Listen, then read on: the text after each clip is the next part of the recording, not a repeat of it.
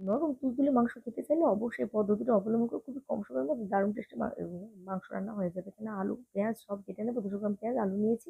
আর নিয়েছি টমেটো, এখানে আদা রসুন বাটা নিয়েছি ২ চামচ করে, লঙ্কা গুঁড়ো, ধনে গুঁড়ো আর নিয়েছি হলুদ গুঁড়ো। তারপরে ৫০ গ্রাম তেল দিয়ে আলুটাকে ভালো করে ভেজে নিতে হবে। এখানে গোটা গরম মসলা দিয়ে, তেজপাতা দিয়ে পেঁয়াজটাকে ১ মিনিটের জন্য ভেজে নেবো।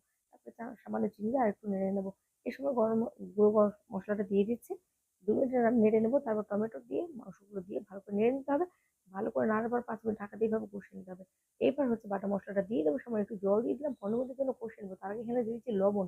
বড় চামচের ১ চামচ লবণ দিয়ে দিয়েছি। এবার জল একটু ছেড়ে যাবে। যেহেতু ঢাকা দেওয়া রয়েছে কোনো সমস্যা নেই। তারপর এখানে চর্বিটা দিয়ে দেবো। চর্বি দিয়ে দিলাম, শেষে দিয়ে দেবো দইটা। টক দই নিয়েছি, এখানে বলাই হয়নি ৬০ এমএল টক দই রয়েছে, ৬০ গ্রাম আরকি। তারপর তেল ছাড়া পর্যন্ত ভালো করে কষাবো। তেল যেই ছেড়ে যাবে আলুগুলো দিয়ে ভালো করে গরম জল দিয়ে সাথে উপর থেকে লঙ্কা আর দিলাম স্বাদ মতো নুন। ৩ টে সিটি দেওয়ার পর ঢাকা খুলে আবার ২ মিনিটের জন্য ফুটিয়ে নেবো। তারপর গরম মসলা আর ধনেপাতা দিয়ে পরিবেশন